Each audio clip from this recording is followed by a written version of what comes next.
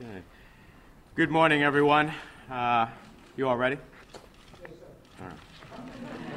It's a full-service United States Senator, so I'm Senator Bob Menendez of New Jersey. I want to thank you all for coming out this morning to talk about an important issue that affects women all over our country, which is postpartum depression. And I want to take a moment to thank all of my guests here today. First and foremost, my friend and colleague who I had the privilege of serving with in the House of Representatives, Congressman Bobby Rush of Illinois. He has been a champion on fighting postpartum depression in the House of Representatives for over 6 years now. I want to commend him for his leadership, and I am proud that our bills are companion pieces of legislation in the Congress. Secondly, I'd like to introduce the former First Lady of my home state, Mrs. Mary Jo Cody. Her story has inspired my legislation, as it did the state of New Jersey. Through her leadership, New Jersey became the first state in the nation to pass a law on postpartum depression and provide screening to every new mother. She is a powerful force in the state and has become a powerful national leader on this issue. I want to welcome Ms. Carol Blocker, who Congressman Rush will introduce formally, but she has bravely gone about the country telling of her daughter's unsuccessful battle with postpartum psychosis.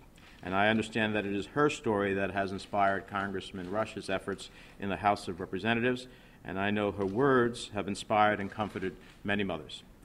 I'm also proud to be joined by, where are you, Susan? Right behind me, Susan Stone, who is the president of Postpartum Support International, the leading organization on this issue, and Sylvia Lasalandra, whose struggles with postpartum depression have been documented in her emotional autobiography and just recently in an award-winning film. And I believe we have one other guest here today, a little-known graduate of New Jersey's Princeton University, who has courageously used her voice and shared her struggles to raise awareness for postpartum depression and to provide hope for women who are facing this difficult condition. So let me recognize and thank Brooke Shields for taking the time out of her busy schedule to join us in this important fight.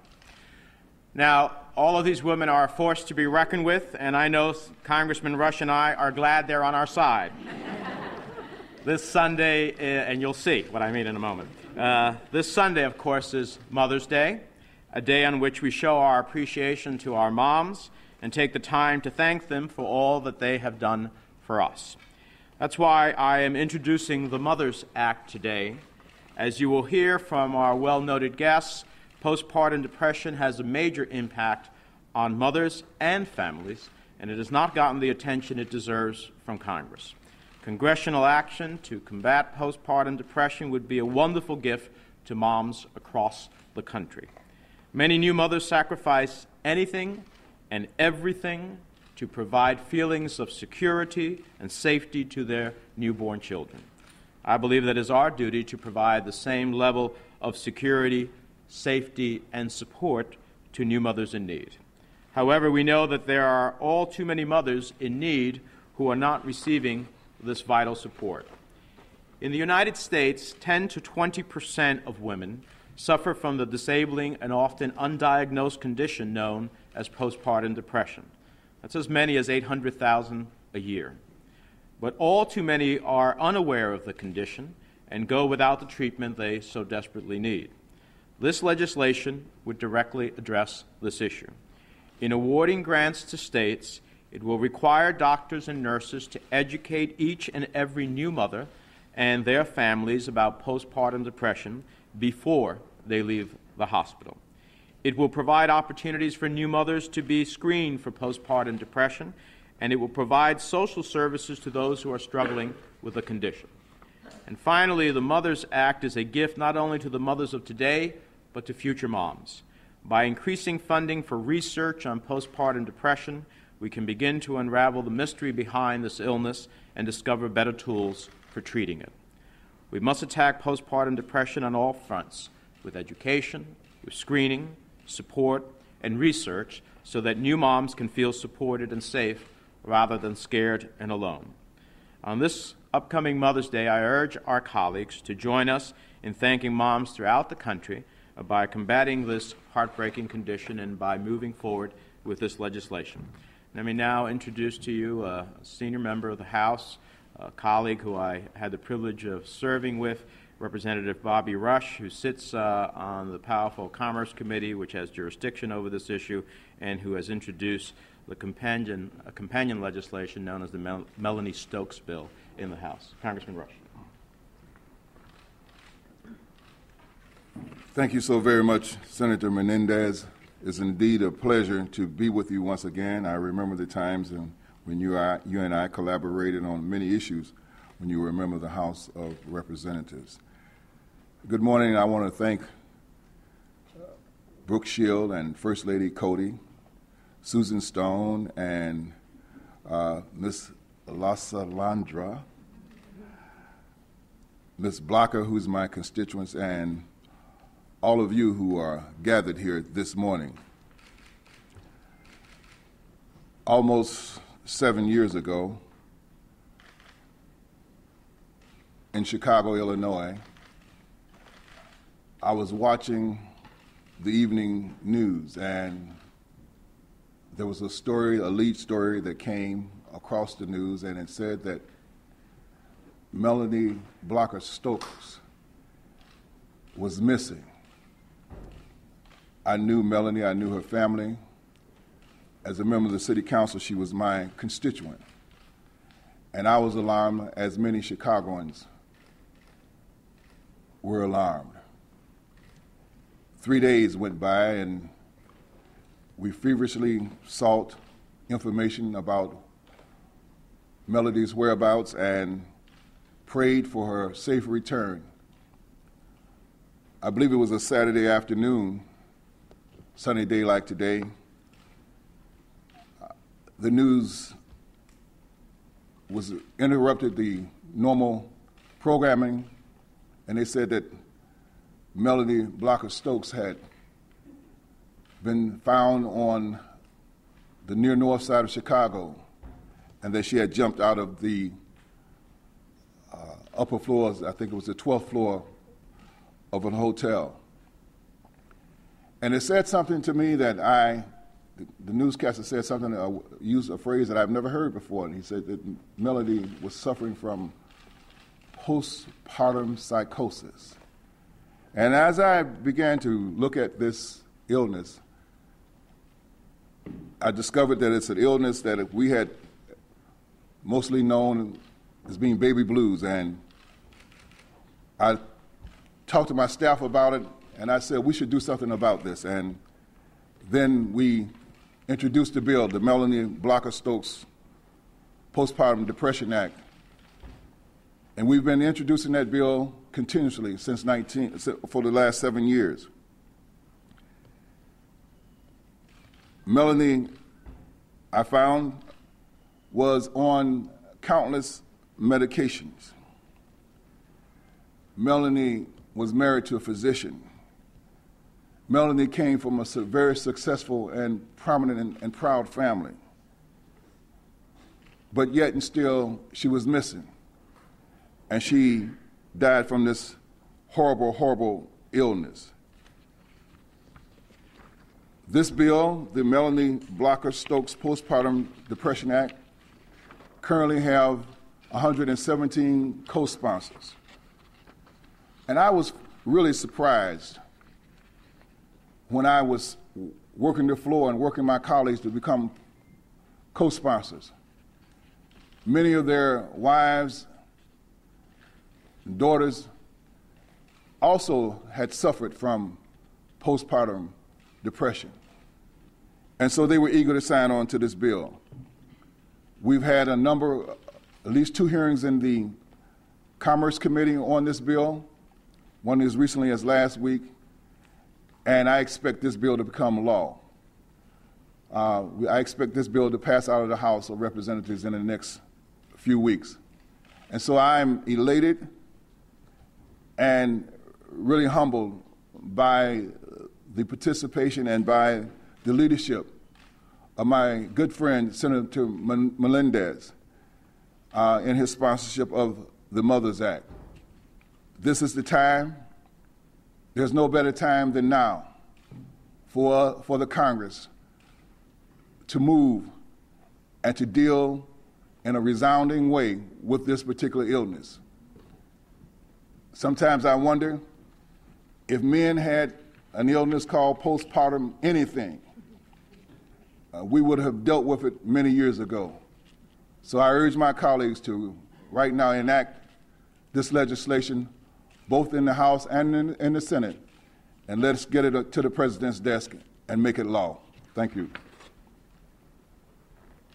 Thank you, Congressman Rush, for your leadership. Let me introduce someone we have all admired on the screen as an actress, but above all, I admire her for her willingness to share her personal story that has helped so many other mothers in this country come to understand about what the potential illness is, what the challenges are, that they are not alone in this process, and in doing so, Brooke Shields has done a great service to many mothers throughout this country. Brooke?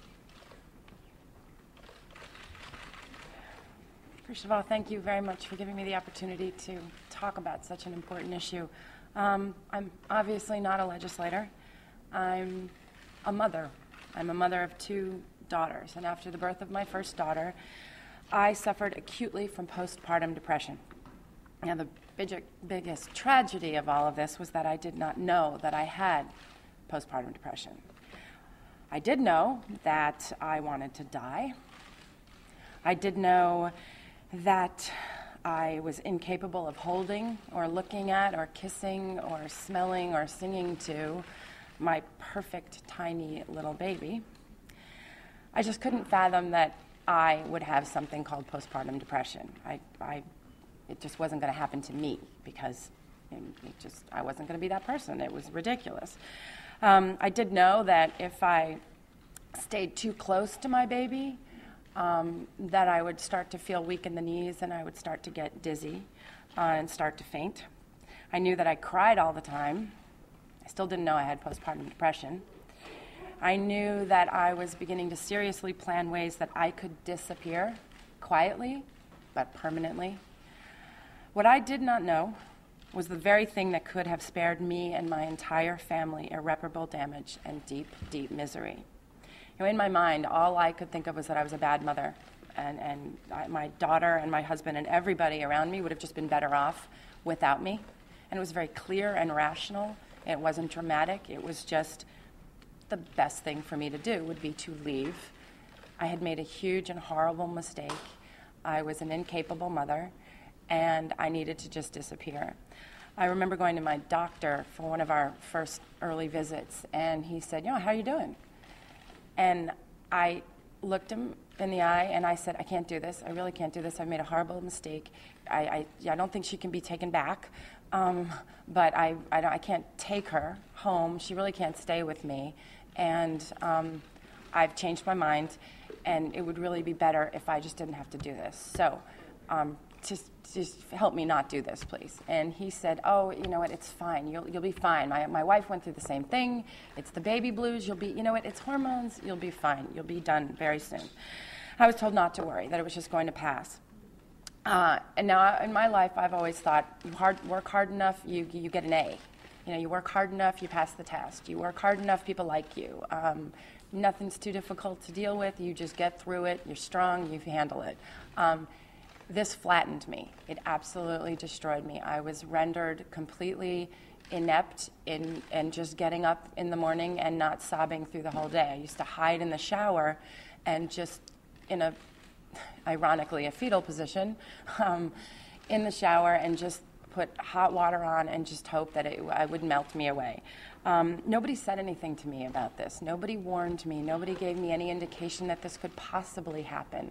I was a highly functioning, what I thought educated woman, and that I was not told about this is shocking to me. I guess the term is ignorance is bliss, and I have to say that it is not bliss. Ignorance is not bliss. And I wish I had known. I wished I had been informed in some way, but nobody had said anything to me. And ignorance is a potentially deadly, deadly thing. And the knowledge of postpartum is a tool that I believe all women deserve.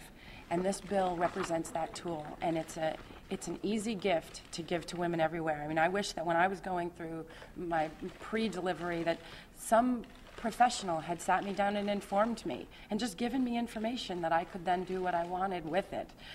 So I'm here today humbly and with a great deal of respect, but I urge Congress to pay attention, to finally pay attention and listen, and not let postpartum depression go undiagnosed, untreated, not screened. There's research that needs to be done. People need this education. They really do. And you know, you have babies and you're just sent home. And you're supposed to be happy and blissful, and you're supposed to be, everything in the world is supposed to come into focus, and people have been doing it for years, and motherhood is just joy. And it's not. It's postpartum depression is a biochemical disease. It's a disease like any others that we would want to inform people of and treat and offer treatment and research. Now, I was lucky enough, I was finally made to listen, because I have people in my life that did not recognize any part of my personality, and they said, "This is not you. You are deeply in trouble. We are helpless. We are absolutely." My husband was, he was incapable. The poor man had to be a mother to my daughter, and then couldn't understand. He came up to me one day and he said, "Why don't you sing to her? Why don't you look at her? Why don't you smile at her? We've wanted this. We've tried so hard to have this baby." And I saw this man that I had never seen crumble before crumble. So we've read the stories about what happens when postpartum is left unacknowledged. And it is a fact that more than not, it worsens before it gets better. Lives, it is a guarantee, will be saved by having this bill passed. The Mother's Act is something that we've been deserving of and waiting for a very long time, and families will be spared because we're all touched by it. And the devastating effects of it last a long time, even beyond the immediate trauma that you experience in the home. And I really believe that postpartum has a huge range and a very, very, very long reach. And awareness needs to be raised. The stigma of it needs to be lifted so that women can feel not ashamed that they are not the epitome of the blissful, perfect mother, because they are experiencing a severe disease that needs attention. And as a mother who hopes and prays that every day lives stop being shattered by postpartum depression, as a daughter who hopes that no other mother has to watch her child be in such pain, as a wife who hopes that her not to see any other husbands feel as helpless, I wish I had been told, and I just urge Congress to pass this bill. We need education, we need screening, treatment, and research. And now is the time, and it's a perfect time to do it. So I just want to thank you for giving me this time to address such an important issue, and I am asking you from the bottom of my heart to please give women all over the country the same kind of attention and time they deserve. Thank you, Brooke, very much. In New Jersey, we have a champion, someone who shared her own personal story in a very open and powerful way, someone who not only has helped mothers in New Jersey and is the inspiration for New Jersey's landmark law, but who took that experience and brought it across the country and has also helped us with the context of mental health in general, and that is Mary Jo Cody. Mary Jo? Thank you, Senator Menendez, for inviting me to be here to help reintroduce the Mother's Act. I would also like to thank Congressman Rush and the co-sponsors of this bill, Senators Durbin, Snowe, Dodd, Brown, and Lautenberg. Nothing prepared me for my experience with depression after delivering my oldest child, my beautiful son Kevin, almost 23 years ago. I had no idea what postpartum depression was, or even that I was at risk. What followed was a hellish 12-month journey that took me to the brink of suicide. And I experienced it again with my second and final pregnancy, during which I underwent 11 rounds of shock therapy. Nothing that has happened in my life since then has been worse. Not even having breast cancer could compare. I'm here today to speak on behalf of all the women and their families who have suffered through this journey, and especially the ones who didn't survive it. It made me angry that so little was known about postpartum depression, which strikes an estimated 11,000 to 16,000 women in my state alone each year. I thought it was unfair for women and their families not to be educated about it. PPD isn't a woman's illness, it's a family illness. My husband and I didn't want anyone else to go through what our family had gone through. I am proud to be the spokesperson for New Jersey's Speak Up When You're Down PPD awareness campaign, which we launched during my husband's 14th month tenure as governor. Our state's postpartum depression screening and education law, which was signed by Governor Corzine a year ago and took effect in October, is an outgrowth of the efforts that began during the Cody administration. I am proud that our law, the first of its kind, inspired Senator Menendez to introduce the Mothers Act. As you've heard, this bill incorporates the Melanie Blocker-Stokes Postpartum Research and Care Act, which I have supported since Congressman Rush first introduced it. Last week, I testified before Congressman Pallone's House subcommittee in support of the Blocker-Stokes Act. I look forward to all these bills coming out of committee and call on Congress to support this important and much-needed legislation. 2 decades after I went through maternal depression, too many cases are still going undiagnosed and untreated. PPD is one of the most common complications of childbirth. It strikes without regard to age, race, education, or economic background. It robs women of the ability to bond with their babies and isolates them from their loved ones. It robs children of mothers who can provide the love and care they need. Congress, the ball is in your court. You have a moral obligation to women and their families across the entire country to provide more research to determine the full extent of this public health crisis, and more education, screening, treatment, and support to avoid needless suffering. I urge you on behalf of all women in America to give us a real and meaningful Mother's Day gift. Deliver a national PPD bill to the President's desk, and I look forward to the day when he signs it into law. Thank you. Now it's my humble and single honor to bring to you, to present to you, indeed a phenomenal woman, a woman who lost a daughter, but she didn't let her loss keep her from getting to work and going to work on behalf of women all across this nation and on behalf of families and on behalf of citizens of this nation. She's been relentless in her efforts to inform mothers and to inform the American people, to inform physicians, to inform the Congress about the horrors of postpartum depression and psychosis. This lady is one of the most remarkable women, remarkable persons that I've ever known. She has courage and commitment and dedication. She's doing the Lord's work on behalf of the American people. And now, please accept Ms. Carol Blocker as she comes to you this morning.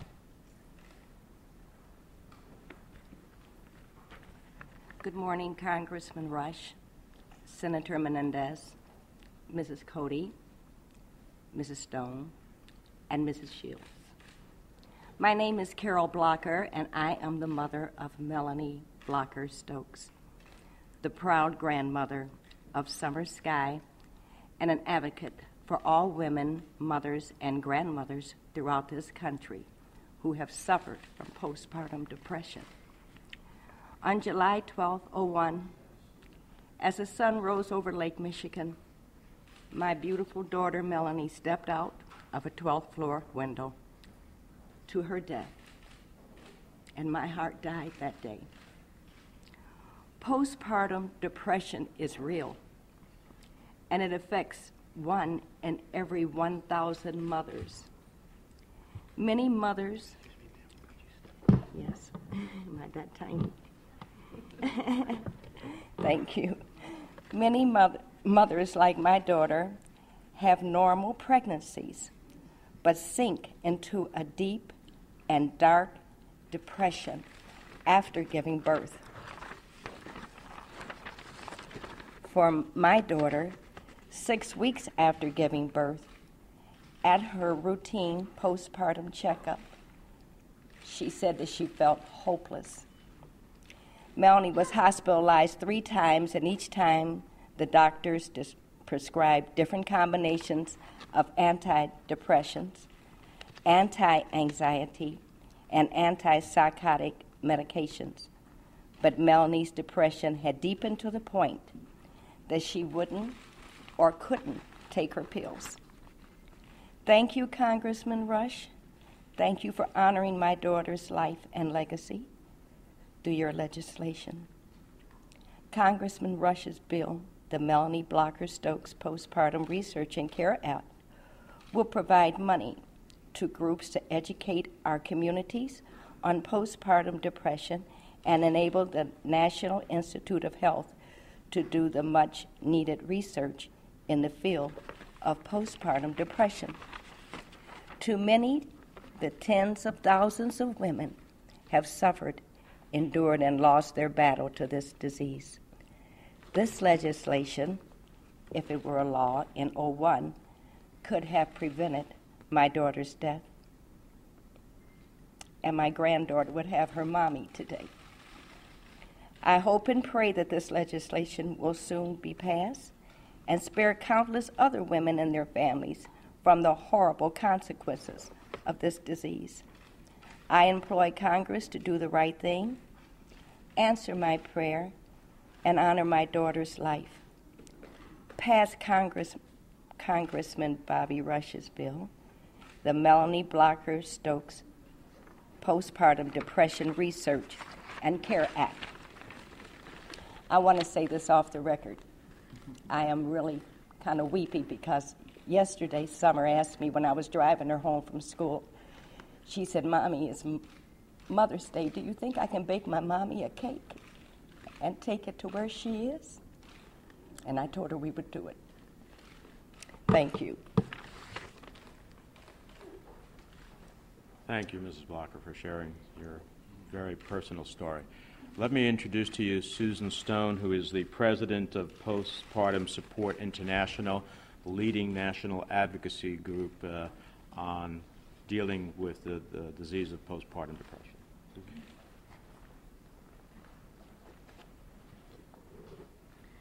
Good morning. Thank you, Senator Menendez and Congressman Rush, for inviting me here to speak today. As a mother, a therapist, and friend, I acknowledge the bravery of Mary Jo Cody, Brooke Shields, Carol Blocker, and Sylvia La Salandra for sharing their stories, for turning their agony into advocacy and action. Your combined efforts have all led us within the reach of victory.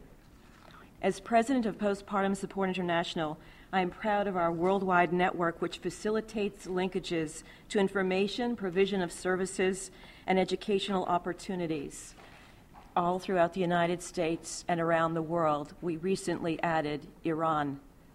The experience of motherhood is universal, and the stakeholders are anyone who has ever been a mother or a child.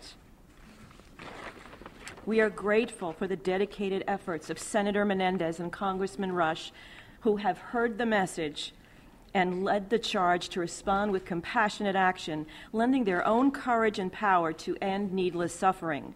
We thank the legislators who have joined them from both sides of the aisle, correctly identifying this issue as a public health crisis requiring an immediate pro-social and legislative change.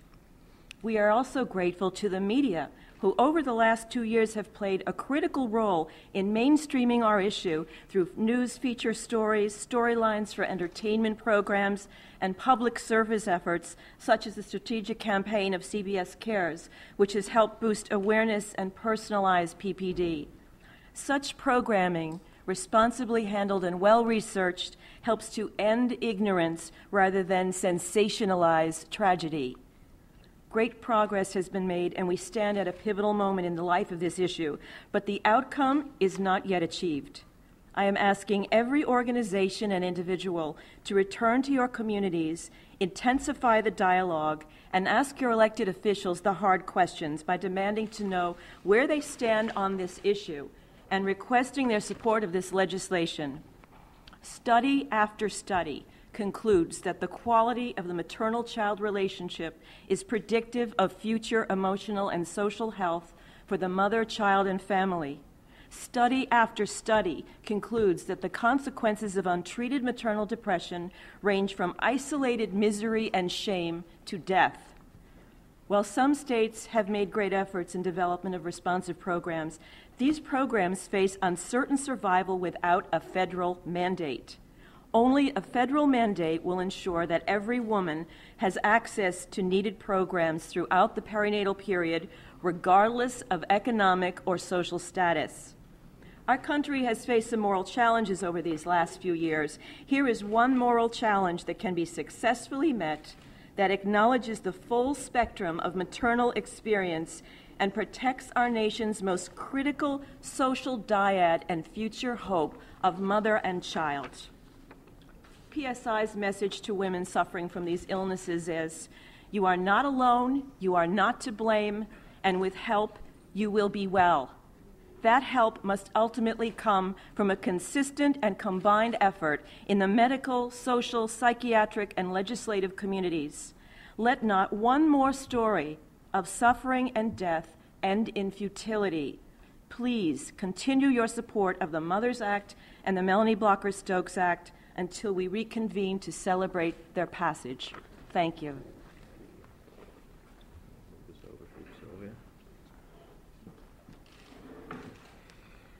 Now, least but not last,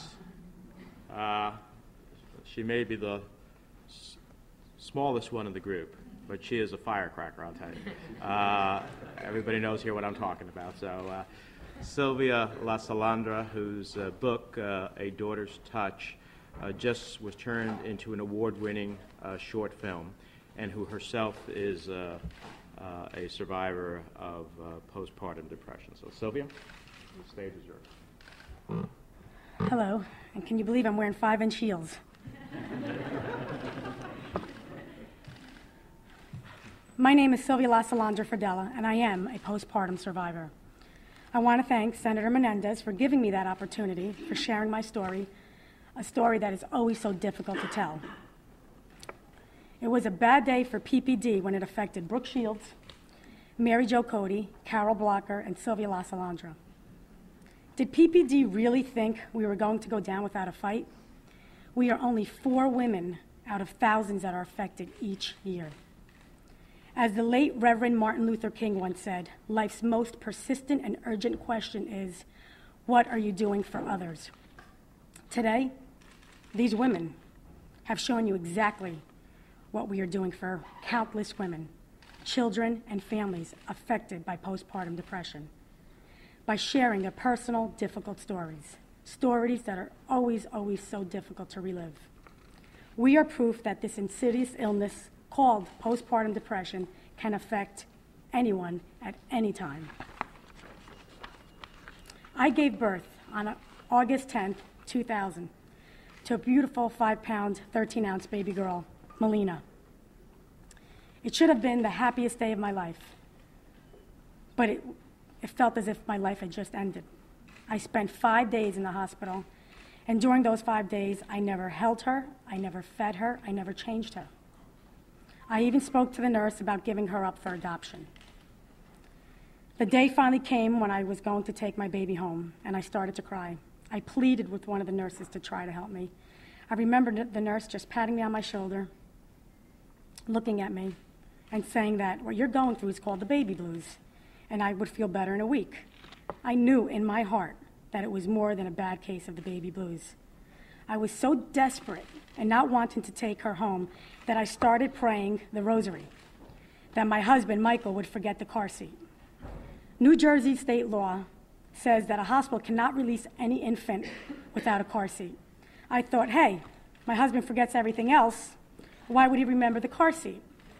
If he didn't bring it, then she could have stayed a couple of days more and I could go home and figure out what to do with her. Well, the door opens, he remembered the car seat. My heart dropped to my stomach. I remember thinking, I can't believe this. He can never remember where he leaves the keys. He loses the remote control all the time. How did he remember this car seat? As I was being wheeled off with my baby in my arms, the elevator doors opened. And there were people smiling and telling me how beautiful my baby was. All I could do was sob. I'm sure they thought it was tears of joy, but if they only knew, they were tears of fear. The half-hour ride was awful. It felt like hours. Not once did I ever turn around to see if she was okay. I was frightened to look at this 5.5-pound baby. Cocooned in my guilt and shame, I thought, what kind of horrible monster doesn't want its own baby? What kind of woman has no empathy, no impulse to protect her offspring? Who have I become? We finally arrived home with the baby, and the welcoming committee was waiting on the lawn. My brother snapping pictures, my Aunt Lena singing in Italian with her cappuccino, and my mother trying to capture all this in video. With uncontrollable tears welling up in my eyes, I handed my baby to my mother and ran up the stairs to my room. I slammed the door and collapsed on the bed in a torrent of sobs. A few days went by, and I started to think the only way out of this mess is by ending the life of my baby, and then my own. I felt isolated and trapped. Crazy thoughts, intrusive thoughts, started to play in my mind over and over again. I lost all hope.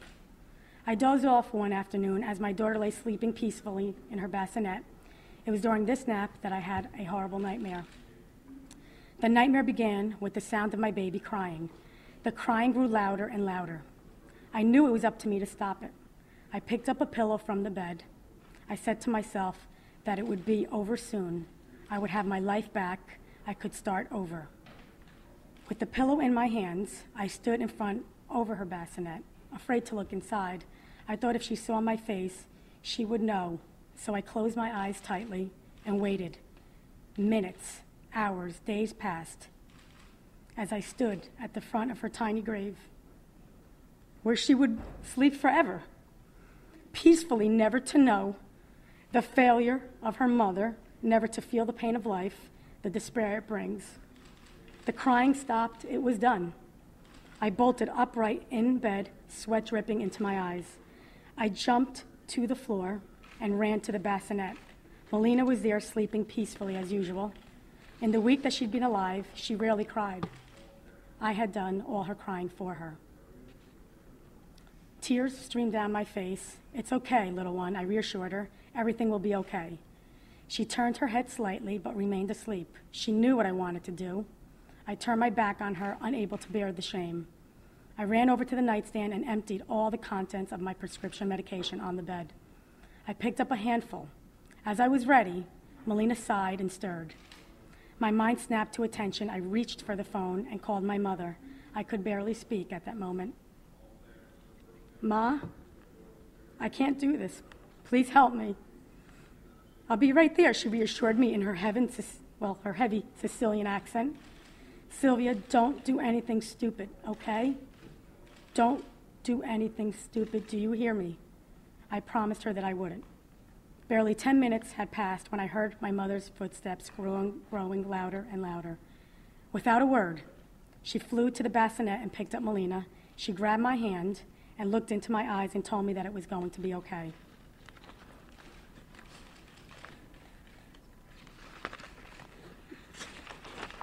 Thank you. Thank you. Brooke's my prop girl, too. She's beautiful, she's my prop girl, she's everything. She told me that she was going to take Melina home with her and keep her as long as she had to, until I got better. But what if I don't get better, Ma? You will, I promise you will. You will get better. She put her arm around my waist and squeezed me tightly as I was sobbing. I heard more footsteps pounding up the stairs. It was my husband, Michael. "Everyone is fine," Ma said. "I'm taking Melina. You stay with Sylvia and don't leave her alone. I am trusting you with my daughter's life. Do you understand that?" He said yes. My daughter lived with my parents for the first 9 months. I was only allowed family-supervised visits. I wasn't even allowed to go near her bassinet unattended. And trust me, my mother made sure that her 5-pound poodle named Poochie stood guard. I believe in my heart that Poochie really thought he was a 60-pound Doberman Pinscher. Melina is now 6, and she is the lifeline of my heart. There's not a day that goes by that I don't think of how close I came to doing the unthinkable and how fortunate I am. And I was given in life an amazing support group and family and friends. This is not only a woman's illness. This is a family illness. Everyone connected suffers. Fortunately, there is a cure. With the proper education and understanding and training, a woman suffering can overcome this debilitating illness. The horrible barrier in this disease is the stigma that is attached to it.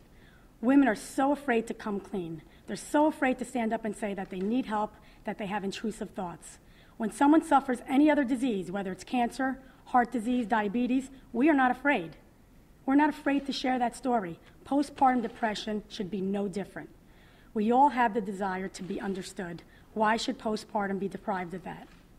We must embrace this illness and open our hearts to it. It is then, and only then, that we will knock out this illness called postpartum depression. This is not the time to be complacent, Washington. There comes a moment when you have to stop revving up the engine and shove it into gear. We must thrust forward and build momentum in making the Mother's Act, which incorporates the Melanie Blocher-Stokes Research and Care Act, a national bill. Let's not let these women and families who suffered postpartum depression and that are still suffering postpartum depression down. Let me warn you, if I have to come back to D.C. again to push this bill, I'll make sure next time I'll bring my Sicilian mother in her housecoat. And trust me, D.C. will never be the same. There's no more excuses, only results. I want to thank Senator Menendez again, Congressman Rush, and Mary Jo Cody, and Brooke Shields, and Susan Stone for everything that you've done for this cause. Thank you. Thank you. Thank you, Sylvia. Let me, on behalf of Congressman Rush and myself, thank all of our invited guests for sharing their personal and powerful stories. It's not easy to get up and share some of these incredibly personal stories, but the power of them, I think, speaks to the cause of the legislation and why we need a national response. And with that, let me invite Congressman Rush up. We have a few minutes before we have to vacate this room. We'd be happy to answer questions from the press, particularly about the legislation. He and I will answer those. If you have any other questions, you can address them to our guests for the next couple of minutes. Anyone have any questions? I knew they did a fantastic job. Are you a member of the press? Yeah. I am with the press. Okay. I'm with Beetle Broadcasting, Michael. I have a question for Ms. Shields, if I may. Sure. You probably know as well as anybody does that there are people out there who don't necessarily believe that this is an illness. You think? Yeah. Really? There's somebody out there? Without, we don't need to name names or go into what went on. What do you say to those people who don't believe that this is actually a disease? Well, my first response is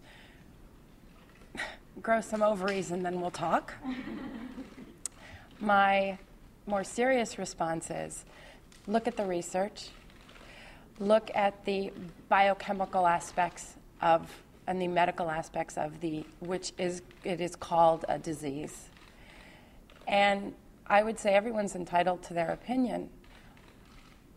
But do we need to read about one more woman that's suffering and not getting help and have her story be told and have it be, well, the signs were there early, but no one seemed to really pick up on it. So I would say there's always going. I mean, none of you would exist if we all agreed about everything. But I think that I'm speaking not to the people who don't believe. I'm speaking to the people who do and telling them that they just have to speak louder because it's simply and unequivocally the truth. I would simply add to that you don't get organizations like Postpartum Support International, the Association of Women's Health, Obstetric and Neonatal Nurses, the Family Mental Health Institute, the National Mental Health Association, the National Women's Health Network, the National Association of Perinatal Social Workers, the New Jersey chapter of the National Mental Health Association, the American College of Obstetrics and Gynecology, and the list goes on, who have endorsed this legislation if the science isn't there. That's what I meant. But you said it so much more eloquently than I did, so I'm just like Sam Dash, just the facts, that's all. Anyone else? What's the status of the legislation?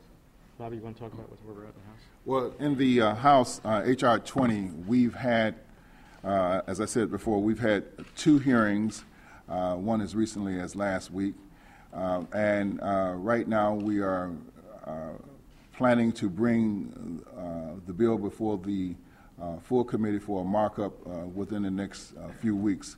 So my goal is to try to have this bill out of the Commerce Committee and possibly on the floor by the end of the month. We have 117 co-sponsors, and we're adding co-sponsors on a daily basis.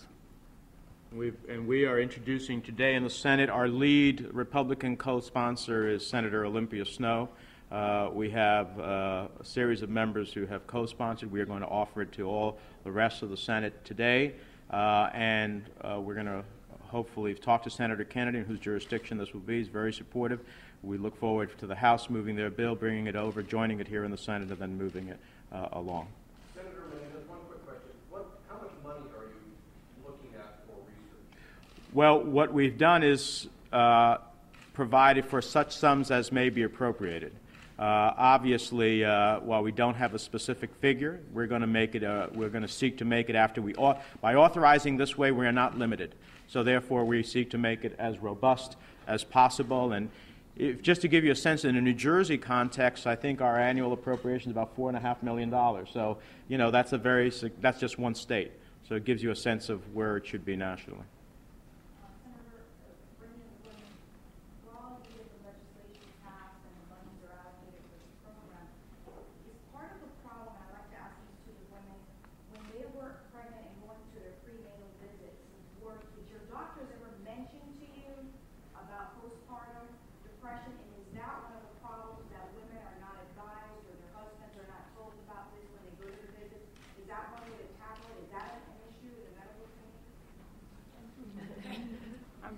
You all need to come up here too.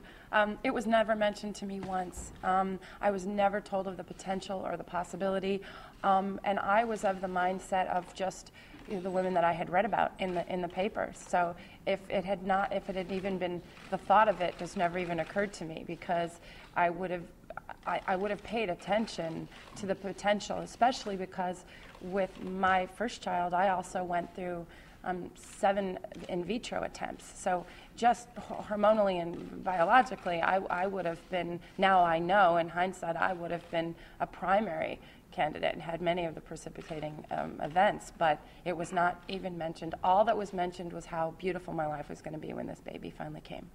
I also went to Lamaze. I went to Lamaze class. I went to fertility counseling also. And when my son was finally born, I knew it was an illness, because there was no way I could be depressed after having Kevin. And I would have given my right arm to know of someone else who might have been a little down, even after having a baby. I never even heard of it. I would have really appreciated an education about it. And that's why we're doing this today, so that women that come after us won't have to think it's them. Right. I would like to say that my daughter, Melanie's husband, is a doctor, and he's a surgeon. He's a very good doctor, too. He had never heard of postpartum psychosis. He even went downstairs to his medical book when we finally found out through another book about the word postpartum psychosis. No doctor ever told us there was such a thing, such an illness. I didn't know an illness like that ever existed. And anyway, he went downstairs to his medical book, and it wasn't in his medical books, because we glanced through that. The lady that lived in my building was a psychiatric nurse, and she said, Carol, I don't think it's in my book, my nursing book. She said, I'm going to go upstairs and take a look. She did. And it was the last chapter, and she said she never got to that. So in essence, it would be good if doctors, obstetricians would begin to talk to their patients. Well, actually, that's where I was leading to. I went to my first, can't see me, huh? All these mics. Maybe it's a good thing.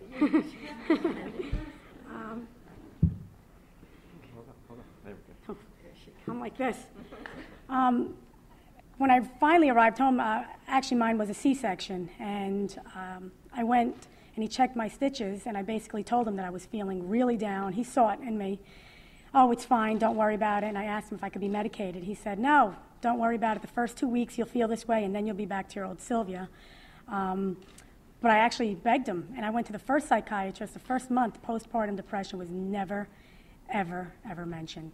So, I mean, I think OBGYNs and pediatricians should know about this because we bring our kids, we bring our children for their first month checkup, and they should look for it also. So I was never made aware, and we really need to make sure that the pediatricians are in on this also.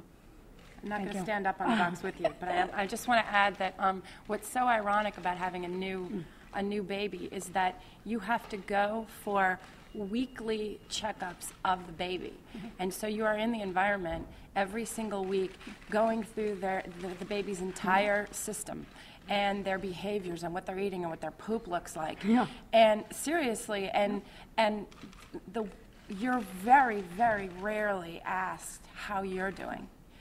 And it's just, it's an amazing thing to be that close to the possibility and not even be asked the question truthfully. They used to say, oh, isn't it great that you know, how's the baby doing? How's the baby doing? And we need to start asking how the mom's doing.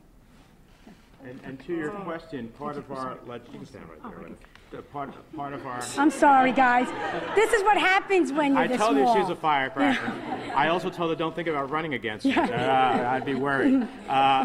To go just to another point to your question, Congressman Rush's legislation and mine actually provides grants to states so that, in fact, part of the education cycle is of medical health care professionals who may not be aware and who should be. So that includes doctors, it includes nurses, midwives, and other licensed health care professionals who, in fact, would be in the chain of cycle of being able to give both the screening and the education that's involved. Last question. But Bobby? Yeah, Go ahead. I just want So to we add. want to sit down just a minute? I just want to add, you know, also another part of the triumvirate is the families, and we want to make our bill really encourages physicians and hospitals to talk to family members about postpartum depression and postpartum psychosis so that they can be informed and empowered to recognize the symptoms. Last question.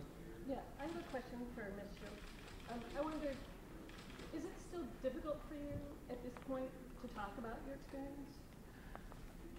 I think it'll be difficult till the day I die, simply because I look into my daughter's eyes, my oldest, I look into Rowan's eyes, and there's not a moment that well, there are moments, but the huge feeling that I have is that I'm sorry for her. I want to say I'm sorry to her.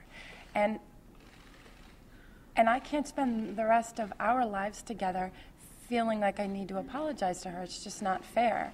And so it has to be a conscious act of mine to not feel guilty that I don't have postpartum depression with my second child, to not look at her or look around me all the time and try to prove how happy I am. So what's so incredible about PPD is it customizes itself for the individual, and it's genius, it's brilliant, it's a brilliant disease.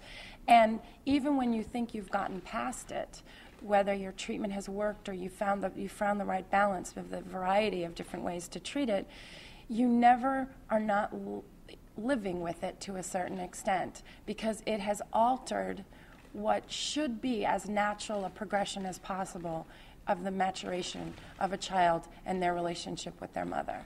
So it's easy to talk about it in the sense that I am so adamant about helping other women. It's hard to talk about it because my daughters make me get up in the morning, make me want to breathe, make me want to live. And to think that there was a time when I wanted to not spend my life with her is just a devastating thought. And it just gets me in the stomach. So I don't think I'll ever be exempt from feeling that, but I hope no other women have to feel any of it. That is a beautiful way to end. Let me thank, on behalf of Congressman Rush and myself again, all of these ladies. Happy Mother's Day, and happy Mother's Day to all who are here and who are mothers and who are watching. Thank you very much.